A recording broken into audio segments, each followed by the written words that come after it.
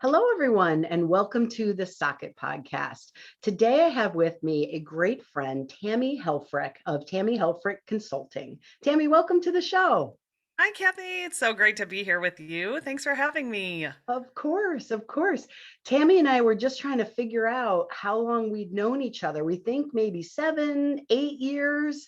Um, we both like to do a lot of networking, so we've been in a couple of different groups together over the years. But we think we met when I talked to a local group, 8 years ago, and I'll speak for myself. I felt like we quickly connected, and although we Yes. don't tend to spend a lot of time together, she's one of those people that we can always kind of reach out and connect, and it's a quick connection, which some of my favorite people.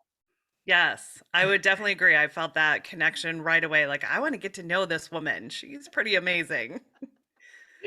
So, Tammy, why don't you tell us just a little bit more about yourself, how you got to where you're at now, and give us a little more background. Yes. So it's so great to be here. I actually was in corporate sales for a very long time, almost 20 years. Did all the things, right? Had a good job, worked for a Fortune 500 company, traveled the country, climbed the corporate ladder. And about 8 years ago, or actually longer than that, probably about a decade ago, then I started realizing, I wonder if there's, like, is this it? This is like I've done the things, right? It checked all the boxes. Right. And How much so further do I want to go up that ladder? exactly, yeah, and it was stressful and my kids were young at the time. And so I kind of began this journey. I'd always been into self-development and um but I really began this journey to try to get to know myself a little bit better and to really see what else was out there. And so, in the midst of that, I started writing again. I remembered that I love to write. I started a podcast. I have a podcast called Intentional Life. And it just kind of reawakened this idea to me that there's this whole other world outside of corporate America that I was in, which led me to networking and meeting people like you who are entrepreneurs and who are doing things that they love. And so, through that process, then I did and eventually end up leaving my corporate career. I went to work for a nonprofit and actually helped develop a brand new nonprofit. And in the process of that too, I found coaching and I hired a coach, which was the best thing that I'd ever done and completely changed my life because it helped me just really look at myself in a completely objective, different way and to really learn how to be much more healthy emotionally and spiritually, I think. And so then that led me to becoming a coach because I kind of figured, oh my gosh, that's what I've been all this time. I never really knew what to kind of call it, but I've always been that person that people came to for advice. And so I've been coaching for about 5 years now. And in the process of the pandemic, I kind of remembered that I was a writer because I used to have a blog more than a decade ago, and I just hadn't been blogging a lot. And I was kind of going through some old journals and remembered that I was a writer. You're And like, oh, yeah, I I could want to do write a this. book.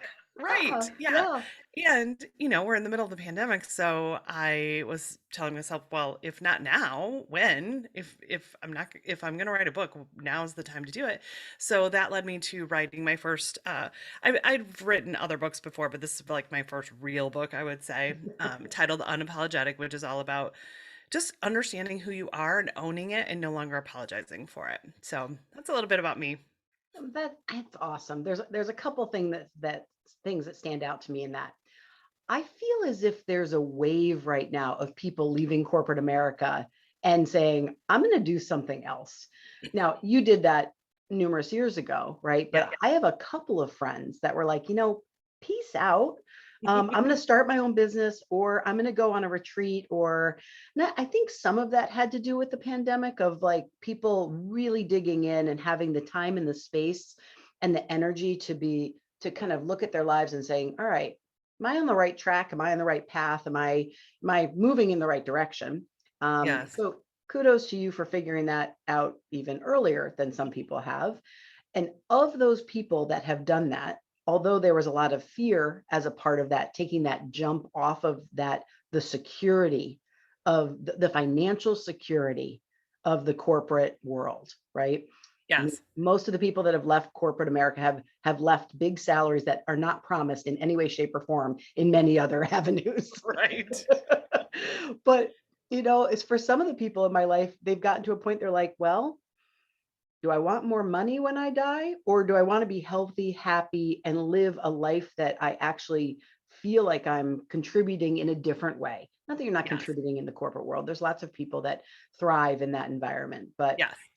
anyway, just think it's an interesting thing. I feel like every time I Yeah. turn around, someone's like, yeah, my husband left his job and we're opening up a sandwich shop or something, doing something Right. similar with Right. them. Yeah, Um, and I'm so grateful for those years because I learned so much. I mean, you just learn so much about yourself and business as a whole, right? So I would not trade it at all, but I also just feel freedom has always been the thing that I've always wanted, and so just even having the freedom to do what I want when I want is just very, very good for me. well, and that's funny. You used the word freedom. My word of the year is flexibility. Mm, And that came to me. One of my best friends reached out. We have a little group chat with a couple of chiropractors, and we've known each other for decades now.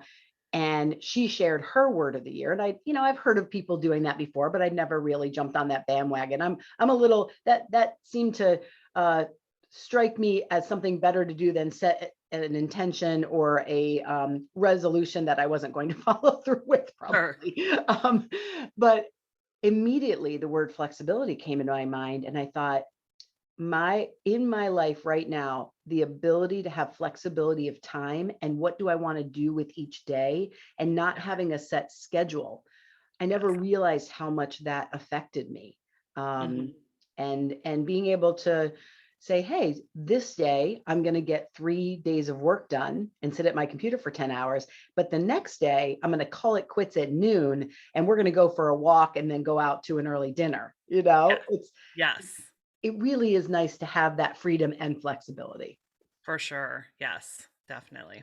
So the second thing that stood out to me is, you kind of going back to what your talents are, and like you said, like, I'm a writer. I've Mhm. I've lost that about myself a little bit, and so I would love to hear the process that you've had. I have a couple books in my head. I have a good chunk of one book from years ago that would obviously need to be tweaked and changed at this point, but Yes. um, I think at some point that will be in my future. And I'm not sure how or when, but I'd just love to hear just some cliff notes of how did you find the process? How long did it take? How many words did you have to have?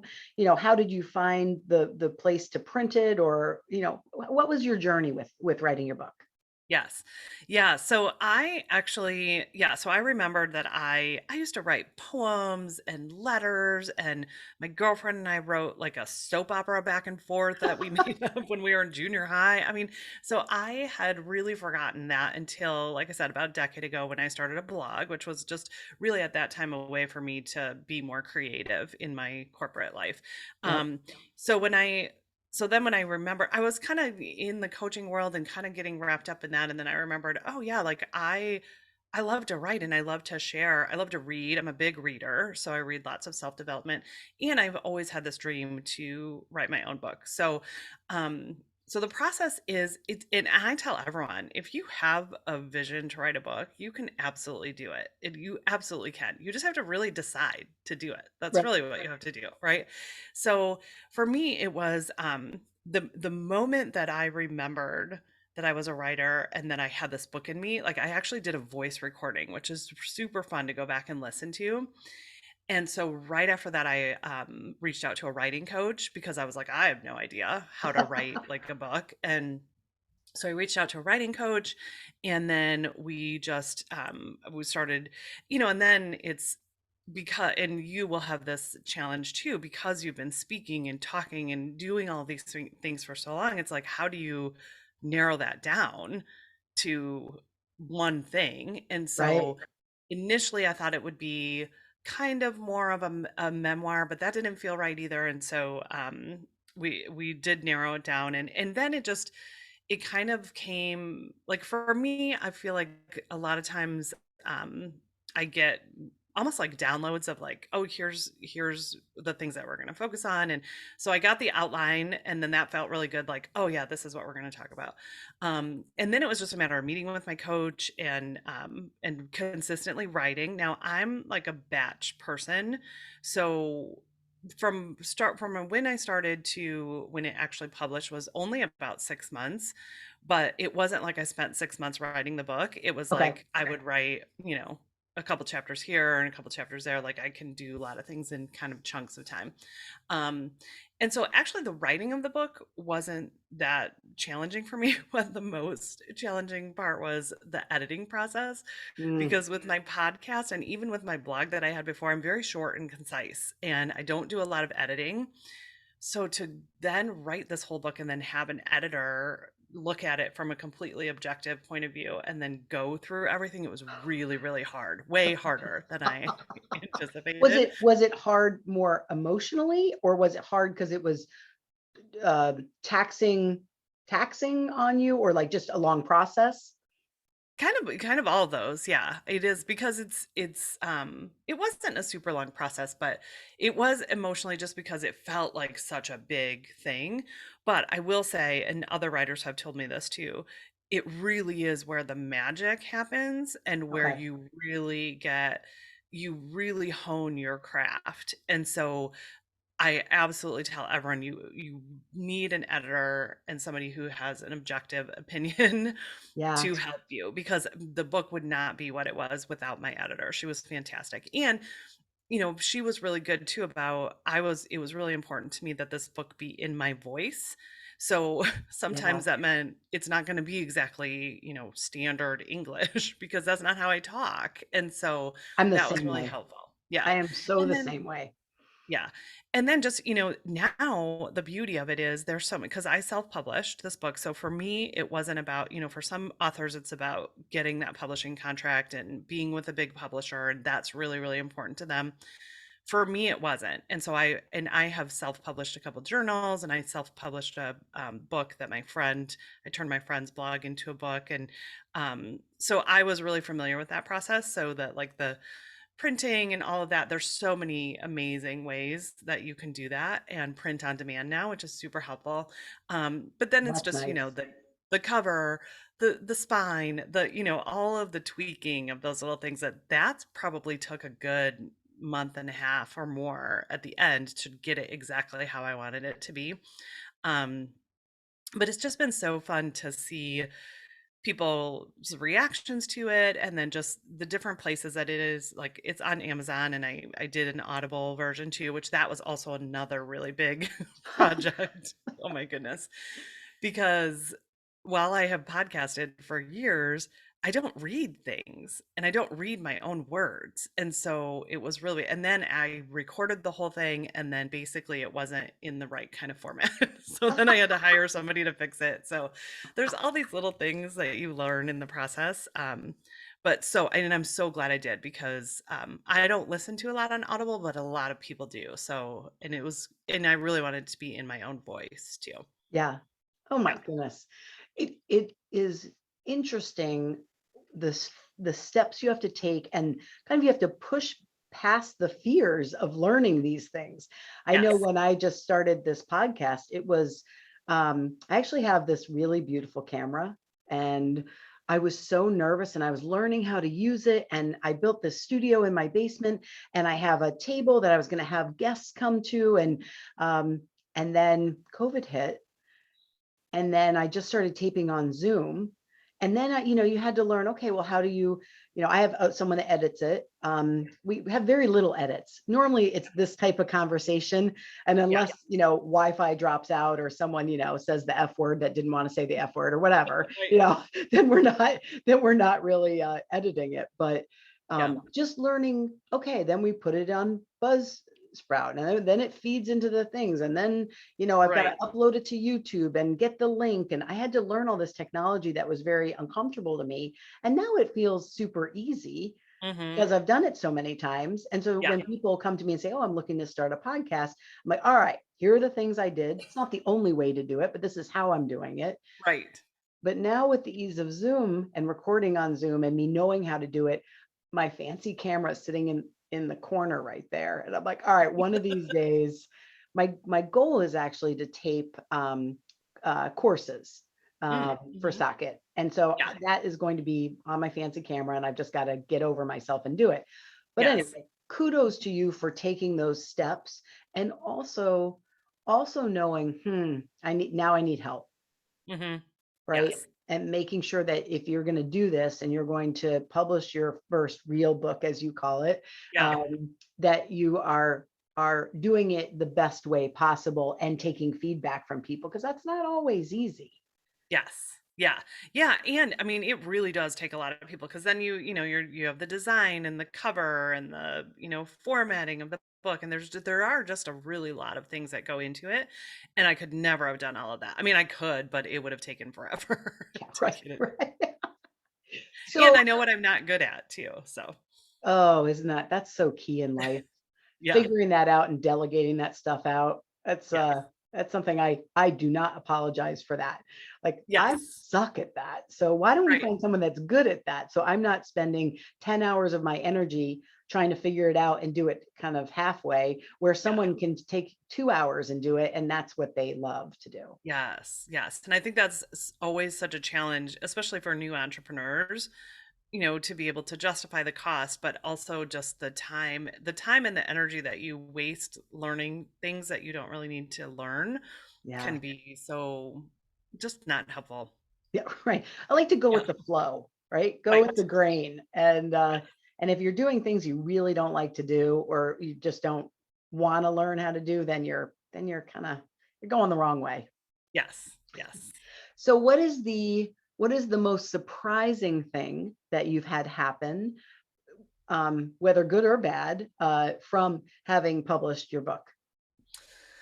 Oh, good question. I think the most surprising is just the people that share with me that they're reading it. Just people, because as a coach, there's like this coaching world, right? And but this book has resonated with people who maybe are not familiar with coaching or who have never done a lot of self-development. And so that was really kind of the most surprising thing to me, and I even had people who just knew me, who were supporting me, and they're like, "Well, I don't really like these kind of books, right?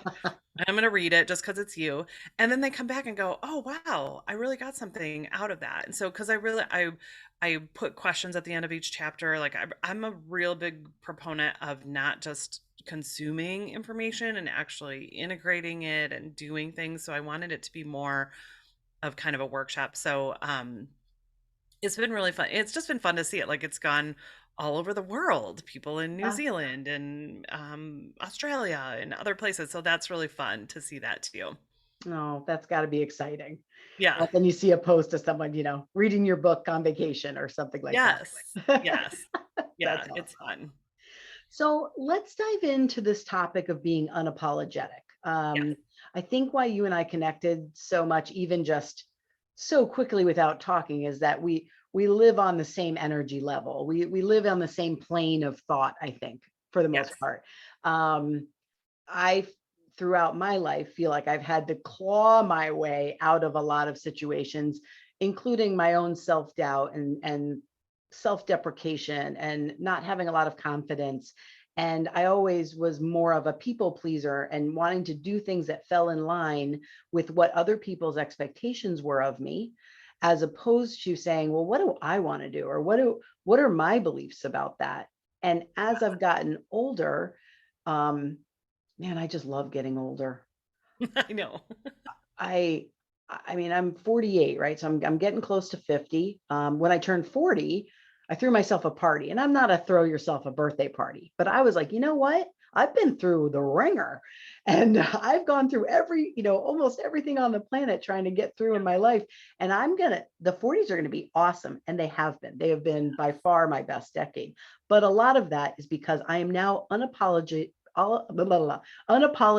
myself. Yes. And Yes. you get to a point in life where you're like, you know what? You're either going to like me, or maybe I'm just going to turn you off for some reason. And Yes. that's okay. You don't need to like me. Yes. So tell me a little bit about, how did you pick that topic for your book, and what does that mean to you at your core? Yes. Yeah, so very similar to what you said. I mean, I definitely have over the years gone by the rules and did what people told me I was supposed to do and did all the right things and kind of morph like I have a gift to kind of morph myself into, the group of the people that I'm in. But in the process of that, I didn't know what I wanted. So actually through coaching is when a coach asked me for the first time what I wanted, I had no idea. I was like, what do you, I don't know. I know Do what I my get a kids choice in want. my own life? Right. I know what my kids want. I know what my husband wants. I know like what pretty much everybody else wants. So that was really transformative for me. And then just over this past decade, I've really come to just understand myself better and to understand the things that are important to me. And like we were talking about earlier of I really freedom is a big thing for me. I don't like to be in someone else's schedule and to have everything dictated for me. So even being able to own that has been super helpful. And so it's just been through coaching other people, coaching my clients, and then getting my own coaching. It's just really coming to this understanding of who we are at our core, what we like, what lights us up, how we view the world. And then not and then owning it, first of all. So being Mhm. okay with being who you are, which is a big part of what most of us, especially as women, struggle a lot with, right? Because we think we should be a certain way, or we should weigh a certain amount, or we should look a certain way, right? Or we should have this much money in the bank, or whatever the things are that you tell yourself. So actually owning who you are and then no longer apologizing for it. Because when I was writing the book, I put out a question to, what do you apologize for? Do you know what the most common answer was? Everything. Everything. Yeah. Why? Like, why do we apologize for the fact that I love to go to the beach on vacation, right? Like, why Yep. would I apologize to someone for that? Just because they don't like to go to the beach doesn't mean that I don't have to, right? Yeah. Or why do we apologize for um taking up space in the world? So many of us have struggled with that. We don't step into really who we are. And so it kept coming up in a lot of my coaching. And so it's not about, I've had people say, well, what does that mean? You're just going to walk around being a jerk all the time? No, that's not what being unapologetic to me means at all. It No. means being who you are and I believe we all have something awesome to bring to the world. So bringing that to the world and then no longer apologizing for it. Because when you do that, then you let other people be who they are and you don't keep trying to fix them, and you Mhm. you let them be who they are in the world. And so um it's just been this journey, and it's been so interesting too, because even just thinking about the things that we apologize for, if you are in the grocery store and somebody runs into you, what do you normally say? Right. Sorry. Sorry. Right, which I was and again, yeah, I mean, it's not that you don't say sorry, but I also think that part of it is that people don't take our apologies seriously most of the time because we just flippantly say it all the time, Mhm. right? I remember going on a walk, and this was even before COVID, and I literally was on the sidewalk, and there was a woman coming at me, and I'm on the right and she's on the left. We're doing exactly what we're supposed to be doing. And Right, as we get closer, she's like, "Sorry." And I literally was like, "Sorry for what? Taking up space on the sidewalk where we're both walking?" Like, and right, that was I remember taping a podcast around that topic. Like, man, how many things are we saying I'm sorry for?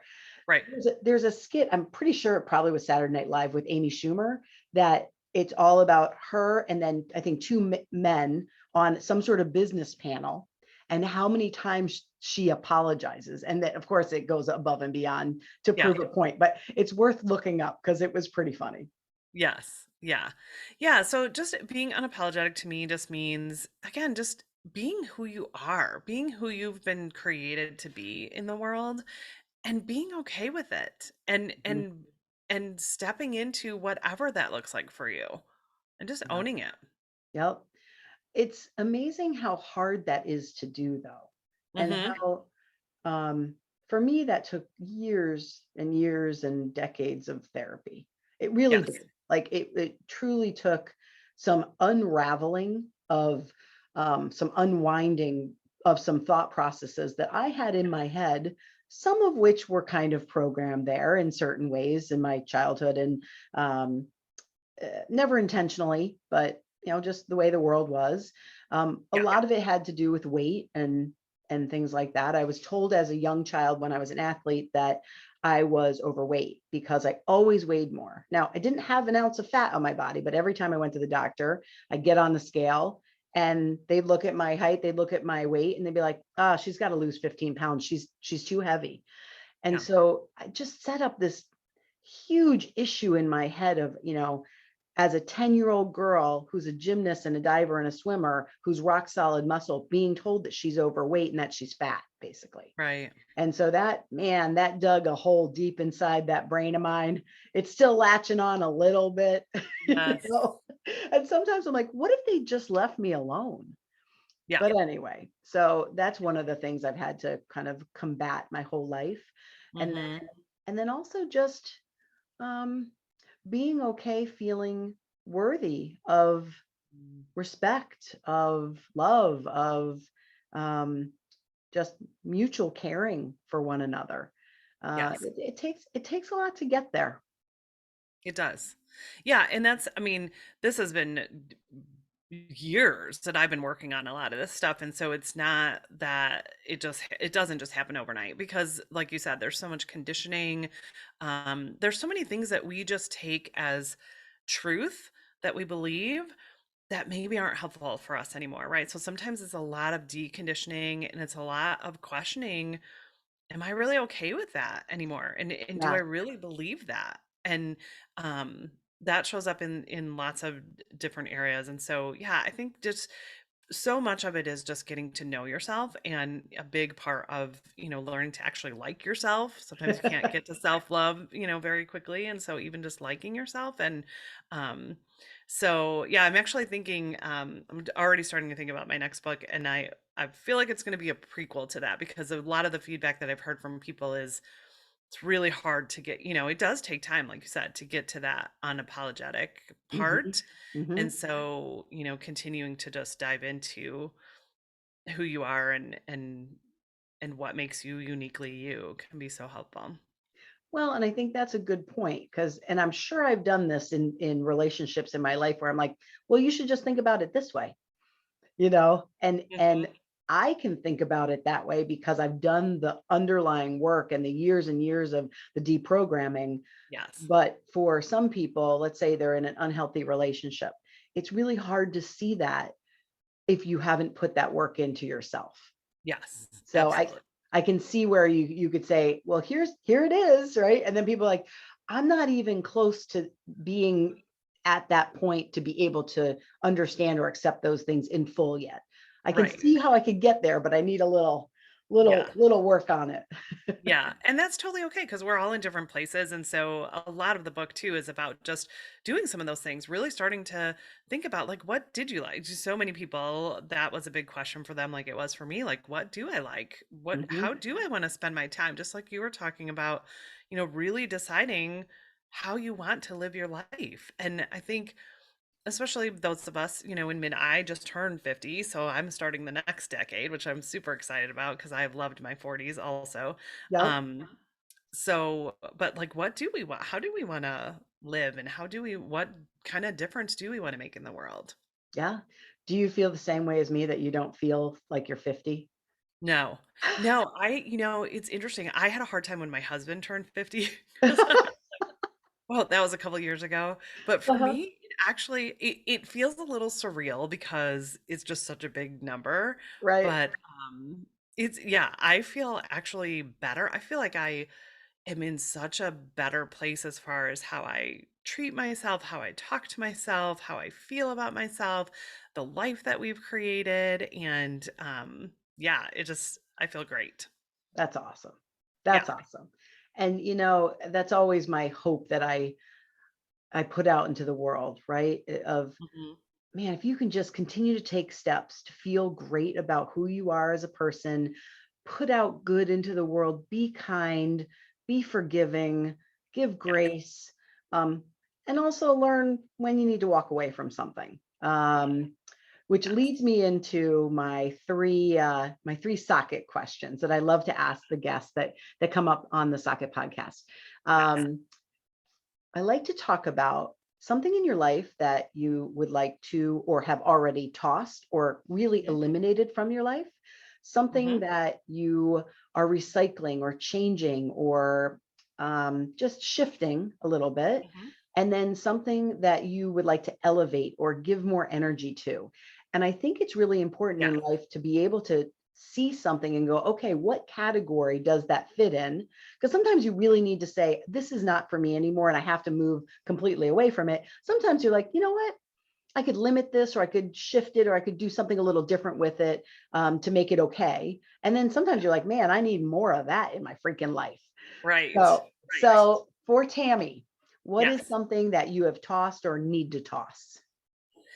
So something that I have tossed, I think really I just did my year-end review where I go back and look at all my journals and kind of what I'd gone through. And I think this year I really tossed any kind of self-loathing or hate. I went hatred's I think I've been past that for a long time, but really just this like judgment of my body as a whole. So Mm, like we've had these amen. conversations before, health related weight issues. And I just have really, really tossed, I guess I would say unacceptance of myself. I've really tossed that this Hmm. this last year.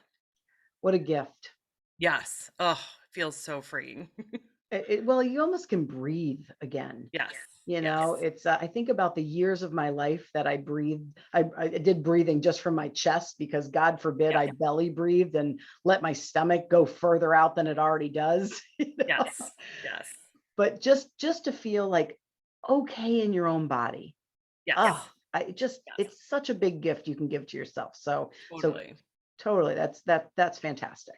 Yeah. All right. How about something that you need to recycle or Yeah. you have? So I think tacking on to that, what I'm recycling is an actual relationship with my body. I think that I have Mm, been so disconnected from my body. I was an athlete growing up too, and I feel like in that time period it was like my body was just a vehicle, to get done.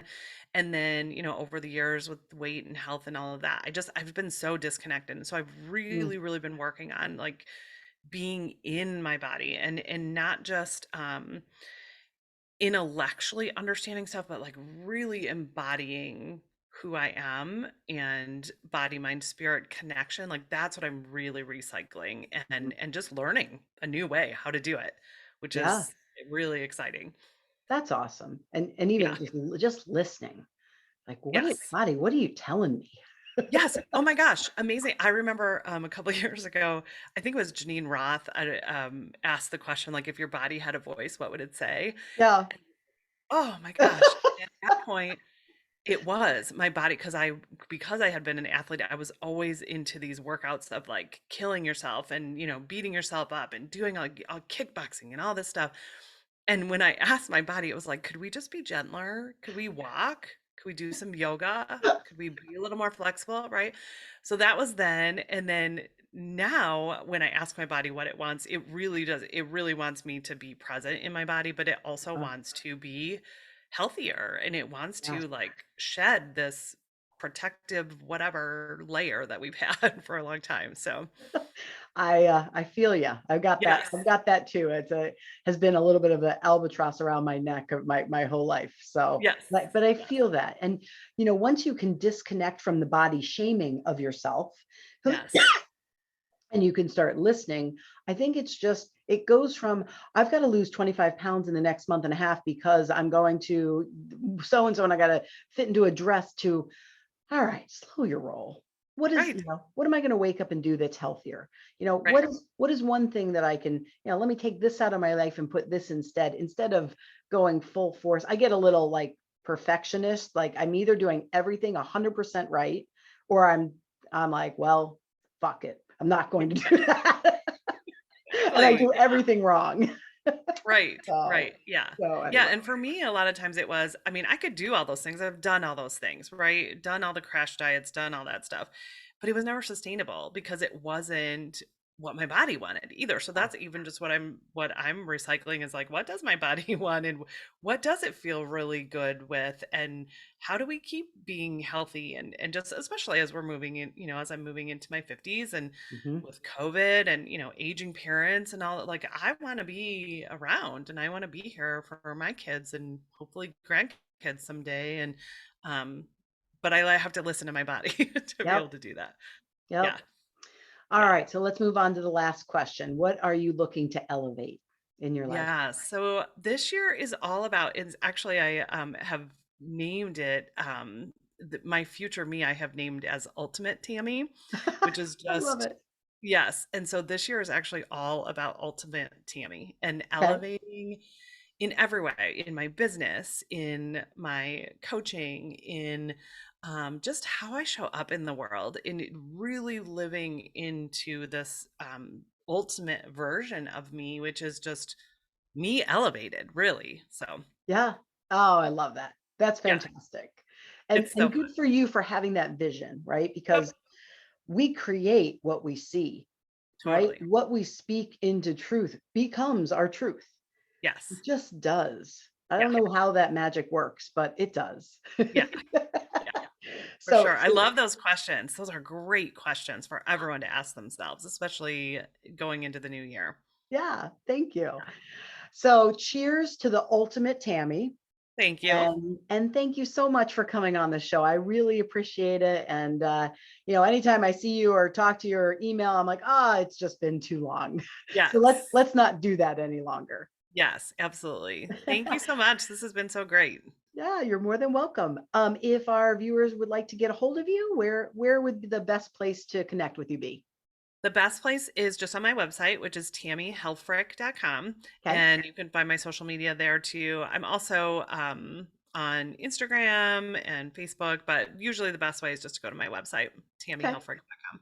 All right, that's great. And if you're looking to get a hold of me, you can find me on my website at simplysocket.com, or an email is Cathy at simplysocket.com. Everyone have a great day. And again, cheers to being unapologetic. Thank you, Tammy. Thank you.